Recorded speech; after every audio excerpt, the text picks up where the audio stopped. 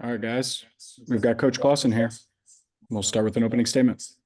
Okay, thanks everybody for joining. And, we had another very efficient day. All the letters that we sent out came back in a very timely fashion. And I'll always preface things, signing day and spring games are the 2 days that every team goes undefeated. But I feel like we had a really good day. We added a bunch of guys that have won state championships, a bunch of captains, a high school All-American, a bunch of guys that play dual sports. And I think it's a really good group. We held off some people at the end for some key guys, which was really encouraging. We really didn't lose anybody in the last 3 months. And then we also welcomed 3 transfers that I think will give us instant help. Either as starters or give us competitive depth. We're continuing to look at players in the portal. I don't think we're necessarily done. There's certainly going to be an opportunity to add 1 or 2 more people before we get back in January. We're not in a position to release those guys yet, but hopefully at some point in the next 2 or 3 weeks, we'll add a few more players. And the way college football is now, I almost feel like on signing day, we should reveal our whole roster. Some of our most critical recruiting battles that we won, we're keeping some of our really good players here. Guys like Jasheen Davis and Kevin Pointer and Donovan Green and Taylor Marin and Damon Claiborne, Kendron Wayman, Justin Williams. There's nowadays in 2023 in college football, you basically have to re-recruit your entire football team every year. And I'm not telling you that we kept everybody that we wanted to, but I think we kept a lot of key guys, and it gives us a chance next year to return a lot of starting experience, a lot of guys that have accumulated reps. We've always been better when we're old and more experienced here. And just looking to next year, we have a chance to bring back upwards of 15, 16, 17 starters. And that was the amount of starters we lost a year ago. So again, I think we've added some really good players. I think the way, again, college football is now, that, we're probably going to have to be more aggressive in terms of playing these guys. It's very hard to hold on to depth the way it was when we first got here and built the program.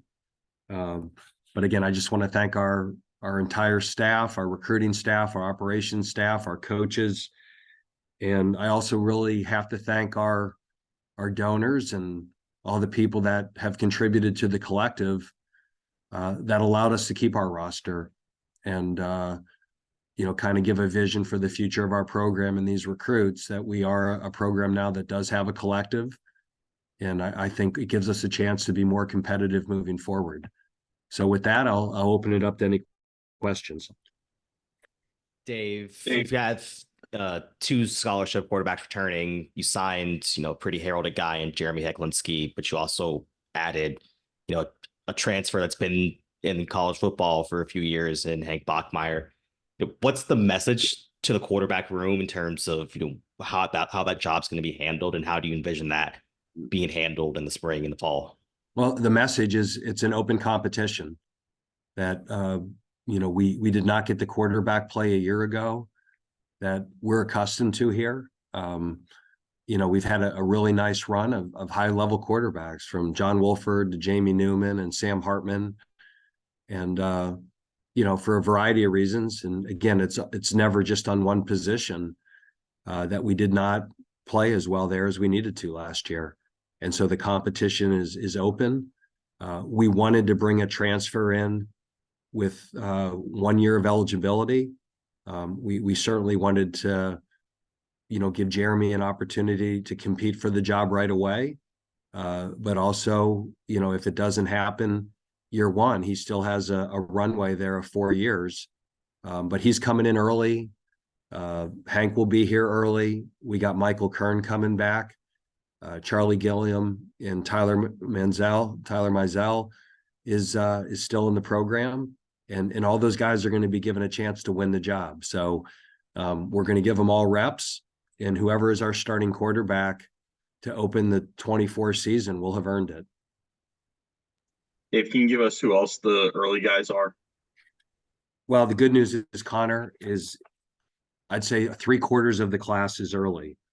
So this will be the most amount of mid-year guys that we've ever had. And again, I just think that's the trend in college football. The Power 5 football players start getting recruited earlier because of the early signing date. So they have times to adjust their academic schedules and be December graduates. So Hecklinski will come in early. Jeremiah Melvin will come in early. Dominic DeLuca will come in early. Jack Hines and Clinton Richard are both coming in early. Cam Hardy, Amir Glenn, and Josh Harrison are all coming in early. All the transfers are coming in early. Darius Jones is coming in early. And everybody in the secondary is coming in early other than Jacob Cosby Mosley. So, we're getting all those guys here in January. They'll be able to go through spring football, learn our systems, get in the weight room. And so we'll be close to having almost our full roster here in January. I guess probably, Connor, I could have saved us all 3 minutes by just telling you who wasn't coming early. But it's, it's just the nature of college football. And, some of these guys go to private schools that do not allow for early graduation. And those are the guys that aren't coming early. These guys wanted to, but their high school program didn't allow it. For the record, your thoroughness is appreciated. Dave, in the first few days of the portal, there was a good amount of Wake Forest players who moved on to other places. And, on my site, there's a little bit of acrimony about the players of which, fans have become grown fond of leaving the program. But you've added some down the stretch. How do you kind of look at the portal season thus far in total for Wake Forest? I would say this, Les. I think, guys go into the portal for different reasons. And I'm not going to get into each individual case. But some of these guys have been here 4 and 5 years and, didn't have established roles. And we didn't invite them back. That we already had kind of planned on them graduating and moving on and had replaced them with high school players already. At some other positions, it was very unlikely we were going to get both guys back. And again, we were not going to get Taylor Marin and Keyshawn Williams both to come back. They're both going into their last year of eligibility. They both are slots. They both play the same position and want to play the same position. And we'd have loved to have both of them back. They're both really good football players. They weren't both going to come back. And it was almost, and we told both of them, the first one that commits to us, we'll count on you. And, that's what happened. It was very, very unlikely that we were going to get both tailbacks back. We weren't going to get Damon Claiborne and Justice Ellison to both come back. Both those guys want to be starting tailbacks. And, Damon made a commitment and Justice wants to go be a starting tailback somewhere. So, and other guys, quite frankly, I think viewed this as an opportunity to make money through name, image, likeness. And, we're certainly becoming a lot more competitive in that market. But that's a motivation for guys to leave. And not everybody's receiving exactly what they feel they need to receive or have earned or deserved. And for some of those guys, that gave them an opportunity to test the market. And that's okay. These are guys that have been really good players for us. Most of them have degrees. They've done everything right. And if you spent 4 years here and you've earned a degree, the way I look at it is they're like every other Wake Forest student that comes here for 4 years, gets a degree, and then they start their professional career. And we'd have loved them to come back, but what they feel that they deserve or whatever that number is, you're never going to make everybody happy. And so that's just part of it. And again, we wish them well, and there's no hard feelings. and they're good football players. But that's just where we are in 2023. But like I said, I feel a lot better sitting here today than I did a year ago because of the players we were able to keep. Last year at this point, we were just getting demolished and we had nothing to fight back with. And again, thanks to the generosity of so many of our loyal donors and fans, we're able to keep Jasheen Davis and Kevin Pointer and Taylor Morin and Donovan Green and, Devontae Gordon. I mean, those are huge gets for us that a year ago we were losing all those guys. Hey, Dave, you talked about the open competition in the spring at quarterback. Are there more positions where we can expect to see a little bit more open competition with some of the younger guys playing a role? Considering you've relied so much on experienced players in the past. Absolutely, Tony. You have to adjust and adapt to college football, and we have to do that. And so, I think the days that guys wait for 2 or 3 years for their turn, that's harder and harder to do. So we're going to let all these freshmen compete. Certainly it's easier to do that at the skilled positions than it is the line positions. I still think it's hard to play as a freshman O-lineman or an inside tackle, but we're bringing in these corners and these safeties and giving them a chance to play early. 4 of the 5 are coming in, so they're going to get meaningful reps, and let's see what they can do. I'd say the same at the offensive skilled positions, whether it be quarterback, wide receiver, tight end. We're bringing in guys that we think can give us depth and compete, and who knows, you never know if you're going to stay healthy or not. I'd say the other thing is this, Tony, right? When you're 4-8, it's hard to say that, we're all 4-8 right now. I'm a 4-8 head football coach, and our 2 coordinators are 4-8 coordinators, and our players are 4-8 players. And so we all have to own that, and we have to make everything competitive. And, we had a great run of 7 straight bowl games. It's over. In some ways, when you have a year like that, it makes you look back and evaluate everything you're doing. And sometimes that's a very healthy exercise that allows you to get better and improve. And we're in the process of doing that now. Dave, you mentioned the collective and having, more money to work with. Was it just a confidence level going into recruiting? Could you go after, maybe higher ranked players? Or what was that? What was all involved there? Well, I think it's 2 things. I think it allows you to keep your players, which is really the primary goal. We're going to have much more success recruiting high school players, developing them, than keeping them, than getting into an open bidding war in the portal. The portal is, the first question of almost every player in the portal is, what does the NLI look like? And we're much better with our ability to keep our own players, guys that we know, that fit our program, that fit the way we do things, that enjoy it here and like it here and want to stay here.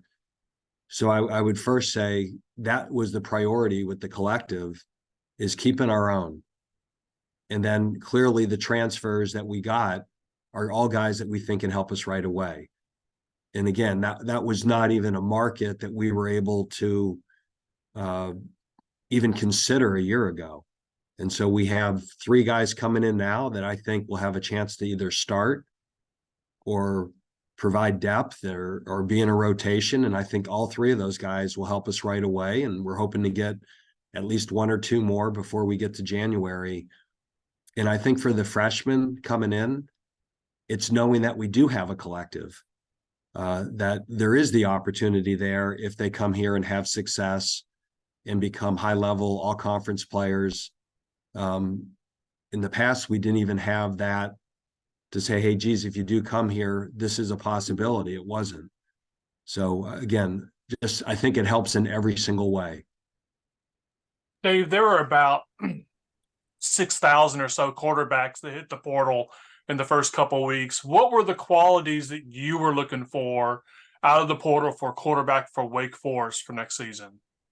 I think a lot for us, and I said it earlier, Les, is that we wanted somebody that was a 1-year player, And then the second thing is we wanted somebody who had played a lot in games, who had a lot of game experience. You know, and I just think sometimes what you get in practice isn't what you get in a game.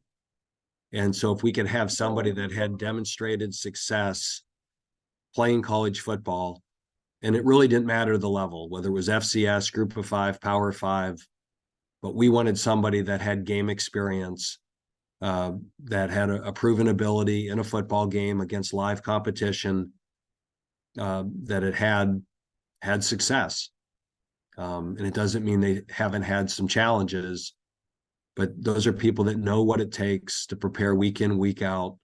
And by getting a one-year guy, we were getting somebody who was older, experienced, mature, and I feel, you know, very good that we got that. Dave. And less part of it was, you know, who is somebody that fits us, that would come in here and fit with our locker room, and just personality wise, would embrace and what Wake Forest is. And I think that's always going to be important in our recruiting. Dave, with the high schoolers, I feel like it's always a worry when you have a tough season of keeping a class together, and especially, you know, right now as it stands, it's the highest rated class we've had here. You know, was the message to them more of, you know, you guys can come turn this around? Was it a bigger fight than it has been in recent years to kind of keep guys together? Or was it more of a, hey, we see what the opportunity can be right now? I think it's all of the above, Cam. You know, first of all, a lot of these guys committed in the summer and the spring.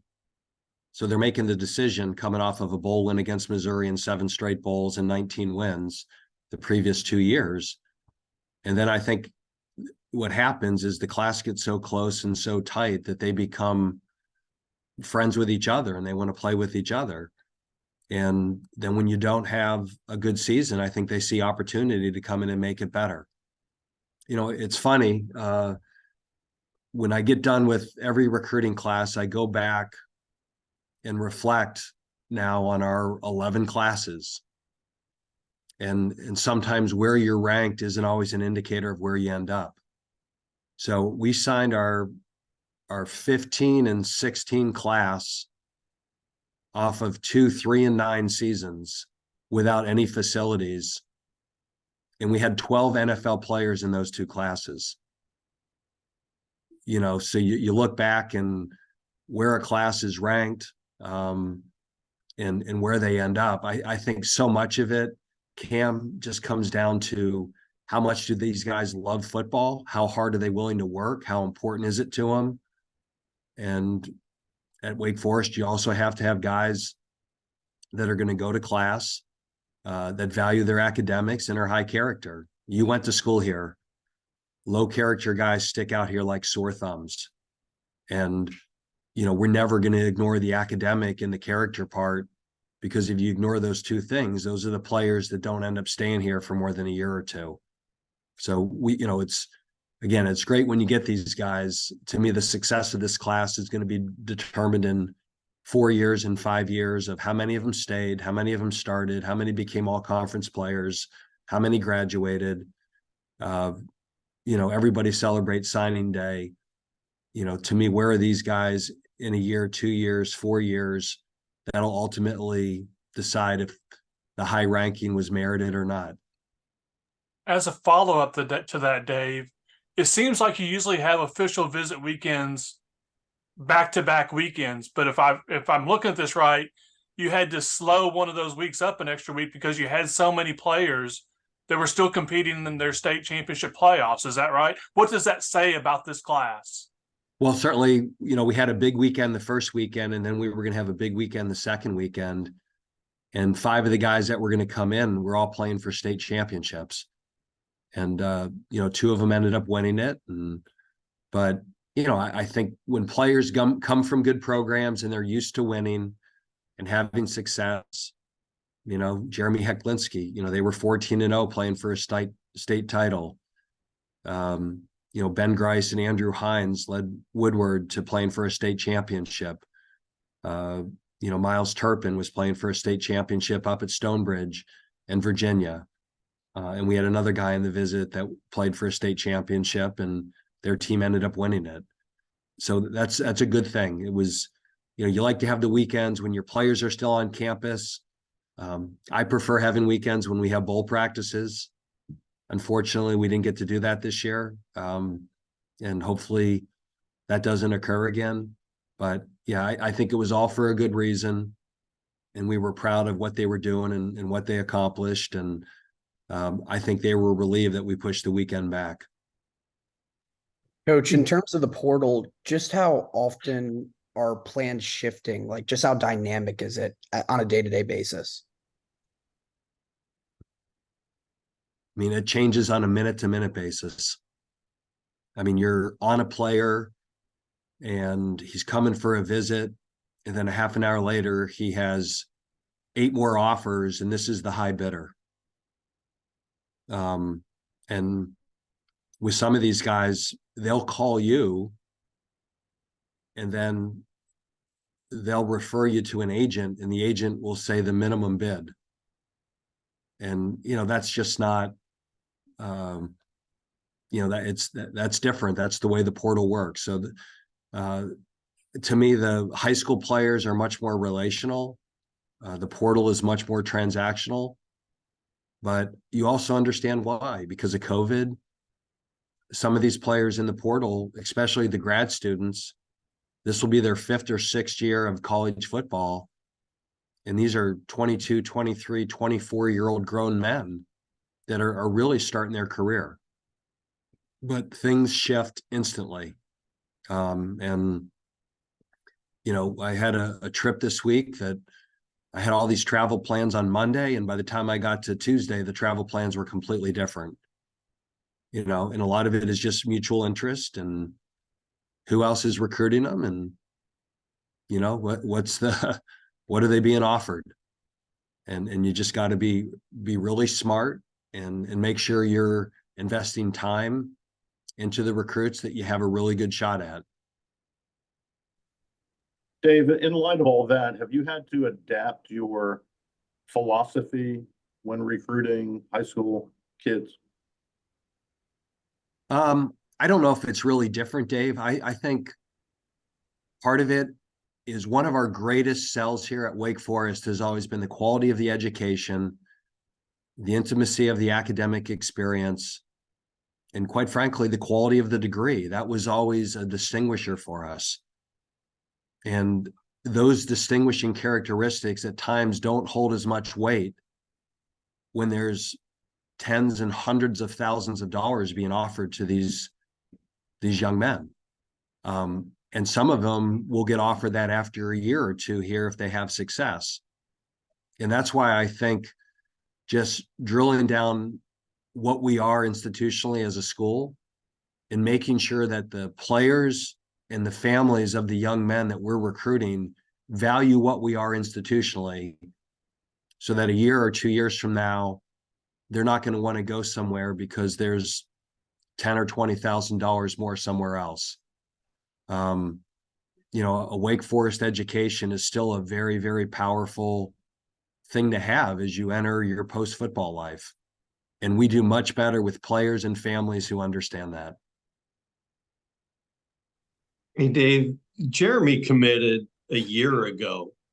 That's a long time in this day and age to keep a quarterback on the hook. Did you ever have any doubt that he was going to stay committed to Wake Forest? Was there any extra effort that went into keeping him around? I mean, Tony, nothing that Jeremy did gave us doubt. I just think having done this for 35, 36 years, right, with all the success he was having, and he certainly had many, many other options. But we were committed to him early. We were the first Power 5 offer. We took his commitment and we never wavered. And we gave him a constant and consistent selling point of why we felt Wake Forest was the best place for him. And you see so many quarterbacks and recruits like him that get attention and they can't help but look other places. And he was just rock solid the whole time. He never wavered. Great family. This was a family that when they used the word commitment, they meant it. They didn't mean reservation. And so the more you spent time with Jeremy, his mom, his dad, his family, we felt really good about it. You know, even though people were saying, hey, this school is going to check them out tonight and they may offer them. And we never wavered. We told him there'd be one quarterback in the class. And, you know, when Mitch decided to go into the portal, we were very upfront with him that we were going to take a guy in the portal, but we would only be looking at people with 1 year of eligibility. So it really wouldn't change, you know, his competitive status here. Dave, you said that you guys wouldn't be necessarily done in the portal. Is that still an ever-changing thing of where those positions are going to be at, considering there should be another wave of people going in out for bowl games, or do you have an idea of where you want to spend those resources at? Yeah, I think if you look at, you know, we with Malik and Kalen, we kind of hope maybe we could hold on to one of them. And so we would like to add somebody in the secondary if we can. So what happens every year, and we did this even today, Cam, is, okay, the class is done. What do we need to add for 24? And then what are our projected needs in 25? And, you know, we kind of had a projection of what we would need in the secondary. And we're one short because we lost Malik and Kalen. When both of those guys got invited to the Senior Bowl, we knew we might end up one short there. So we would love to get a secondary player if we can. You know, we certainly will evaluate outside receivers because of Jamal leaving.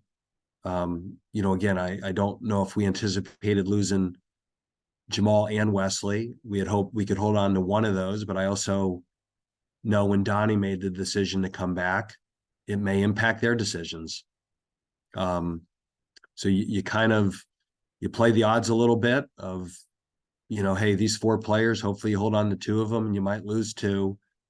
And those are probably the 2 positions right now that we feel we might be one short at. And we would take a corner, nickel, safety, somebody who can cover somebody. And if we have the ability to get an outside receiver who's got some height and length, we would certainly consider that. Although we're very, very excited about the receivers we signed. I think these guys could be competitive sooner rather than later. And one of them will be here in the spring. Dave, I want to make sure that I'm characterizing this correctly because you've said a couple of times the potential is there for NIL money for incoming freshmen down the road when they perform. Does that mean you're keeping your NIL money to keep your players or use on the portal and it's not being offered to freshmen? No, I didn't say that. Okay. So, I mean, how the collective operates is you know, they're independent of us. Right. And, you know, I'm not going to give out details of how that's worked. That doesn't help me in Wake Forest football in any way. Okay, fair enough. Coach, the last few weeks of the season, you mentioned that you were going to go on, some soul searching. I was wondering if you could tell me what you've kind of come across in your months-long search. Well, you know, just having a chance to review the season. You know, I just think we got to get back this spring, and we were awful at situational football. You know, the turnovers were very obvious, but short yardage on offense, you know, our inability to convert those situations probably cost us at least a game or 2. Yeah, there's a lot of things that I'm going to look at, and we're probably going to do differently in the offseason program. We're probably going to do differently in spring football. And, you know, I'm not saying it's starting from square one and we're not beginning again, but, you know, we have a little more time. We're not in a bowl, more chance to watch film and kind of say, okay, what went wrong? Why did it go wrong? And how can we address it? And we've already come up with some things that we're going to do differently. And a lot of that is, you know, detailed football stuff that won't sound real interesting, but, you know, even how we approach the offseason program in terms of the competitiveness, spring football, having more jobs open, giving more guys opportunities to run with the ones by bringing so many freshmen in early. I think we've got to be open to playing more of these guys. even if their roles at the beginning of the year maybe aren't big. I think as the year goes on and you get banged up, having young guys who have more playing experience will probably do better when they have to have bigger roles in November. Got time for two more guys? Dave, have you done anything with the staff? Is the staff pretty firm as you guys head into spring and everything? Yeah, there's no, other than, GAs or interns or people like that getting full-time jobs. Unless you have some news to share with me that I'm unaware of. Nope. Sometimes with those things, I'll be the last to know, but I would expect all of our full-time coaches to return in the same roles next year.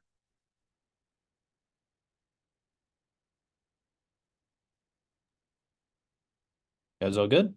I got one more. Dave, would you just run through season's over and how quickly discussions happen with players so you know what's going on in the month of December?